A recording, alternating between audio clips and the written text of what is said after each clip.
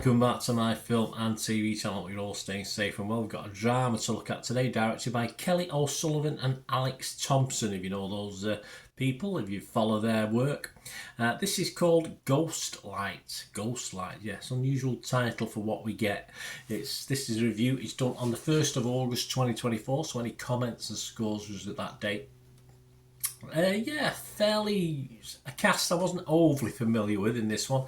Keith Kupferer, Dolly DeLeon, Catherine May Kupferer, Tara Mallon, Hannah Dworkin, Tommy Rivera Vega, Alma Washington, H.B. Ward, Dexter Zolikoffer, Deanna Donegan and Francis Guinan in this one. So there you go, plenty of a few others as well, but they're the main guys. And this originally came out and was a limited theatrical release, and just check your streaming sites and territories now for this, on June the 14th 2024. So as I'm recording this, I say about 6 or 7 weeks ago. So I'm going to recommend that you have a look at this. But if you like a good drama, So we'll talk about this, we'll tell you what it's about and my thoughts and other people's thoughts. Please, before we do that, if you are new to the channel, please press that subscribe button, press the bell notifications. Everything film and TV, reviews like this, information, vlogs, great to have you on board. And if you look through the channel, you'll see stuff on Manchester City as well, which are my football team. So if you're any interest in that, or you know someone who might be interested, give them a kick in my direction. And we do have memberships open at the moment. I'm always after support for the channel, and sponsorships available as well. If you stay tuned after this little review, I'll give you some details of a special offer from our current sponsors with their little shop on eBay. So stay tuned for that, guys.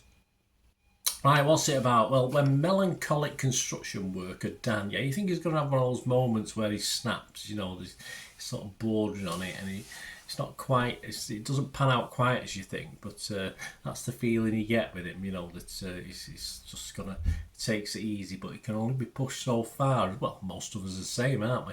So construction worker Dan, played by Kupferer, finds himself drifting from his wife and daughter. He discovers community and purpose in a local theatre's production of Romeo and Juliet. An interesting thing that, to do that under the circumstances, which I'll tell you about in a minute.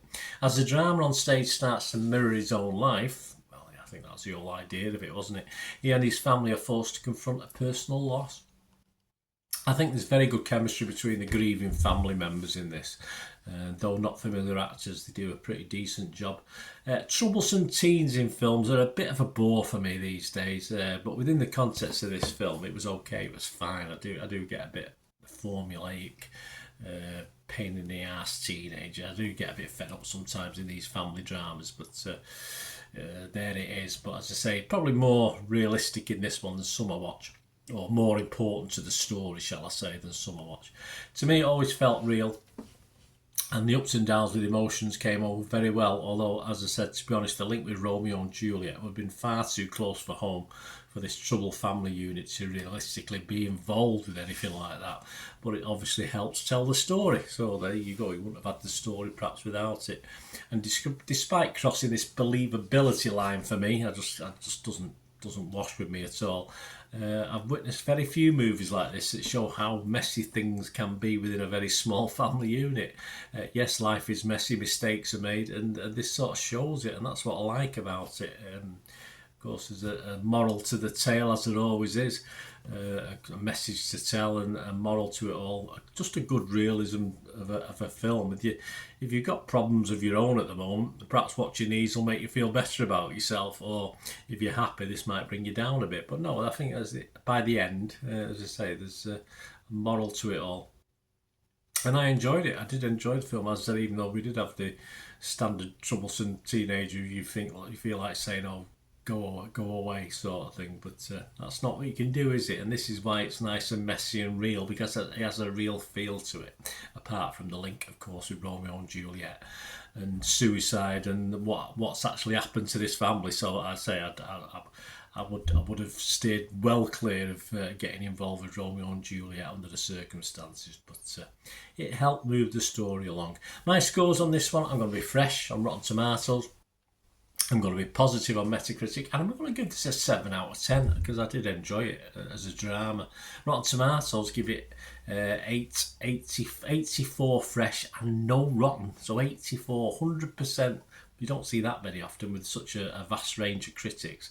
8.1 out of 10 it scored, so that's good. The consensus of the website said, a small film that elicits a huge emotional response, Ghostlight is a deeply moving and superbly acted mediation on grief. Metacritic, 21 critics, 83 out of 100. And this is one where Joe Public agree with the critics as well. Well, I have, haven't I?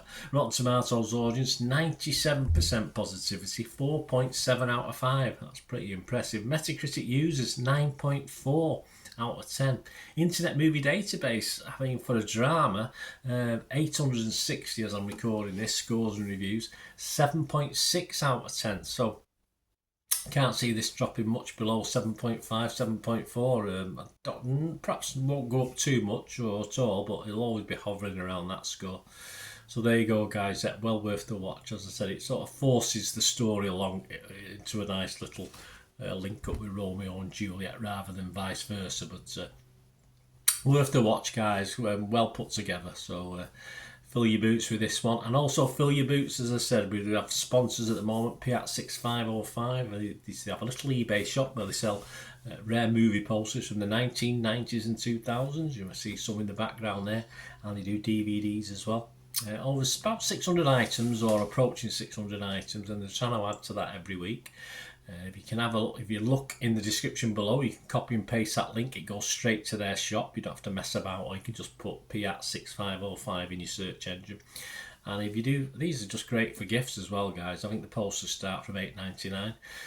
But if you mention my name when you order, you get another 10% off as well straight away, even before the stuff's shipped out within 24, 48 hours. So DVDs start a lot cheaper than $8.99 as well. So have a look, have a good look round, keep checking back, ask them about anyone particular from the 90s and 2000s, any particular actor or film you like that might not be listed yet. There's loads, there's literally hundreds and hundreds still to list on the site, so they may have it in the background. Just ask the question, and as I say, if you do fancy anything, they're great for framing these as well if you buy the poster. And for yourself, treat yourself or a friend or friends or family. Just a nice gift to give. The movie poster side of it. So you get that discount. And give them your support, guys. Piat 6505. I'll say they'll answer any questions, or ask me, and I can always ask anyway. It's no big deal. And on screen, of course, has been all my socials. So if you want to get in touch to perhaps help the channel with the membership or sponsor the channel going forward, just give us a shout. We can have a chat. Thanks for watching, guys. Let me know what you thought of this film. Let me know what you think of anything to do with film and TV. It's always great to have a thought and a chat about that. Until we meet again, I'll ask one thing, don't I? Please stay safe, everyone. Bye for now.